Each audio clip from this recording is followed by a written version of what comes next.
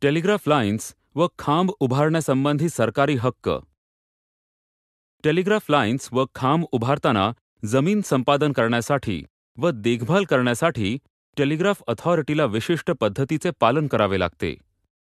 स्थावर मिळकतीवर अथवा जमिनीखाली टेलिग्राफ लाईन्सचे जाळे निर्माण करणे, त्याची देखभाल करणे इत्यादीचा अधिकार कलम 10 नुसार सरकारला बहाल केले आहेत. परंतु खांब उभारणे, जमिनीवर वायर्स उभारणे यासंबंधी मर्यादित अधिकार सरकारला आहेत. खांब उभारणे व लाईन्स टाकणे यासाठी सरकार जमीन ताब्यात घेऊ शकते. वरील कार्यवाही करताना प्रॉपर्टीला कमीत कमी हानी पोहोचेल याची दक्षता घ्यावी. संबंधित सर्व जमीनधारकांना योग्य ते मूल्य देणे सरकारला बंधनकारक आहे. टेलिग्राफ कायद्याने रिपेअरिंग व देखभाल यासाठी सरकारला प्रॉपर्टीत जाण्याचा अधिकार आहे. कलम 12 ते 15 अन्वये स्थानिक पातळीवरील अधिकारी संस्थेच्या ताब्यात असलेल्या जमिनी घेता येतात.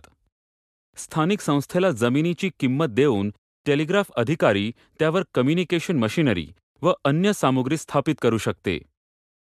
स्थानिक अधिकारी संस्थेला गरज वाटल्यास ती टेलिग्राफ अथॉरिटीला काही टेलिग्राफ लाईन्स व खांब काढण्यास सांगू शकते. स्थानिक अधिकारी व टेलिग्राफ अधिकारी यांच्यात काही बाबीत वाद निर्माण झाल्यास केंद्र सरकारचे अधिकारी योग्य निर्णय देतील.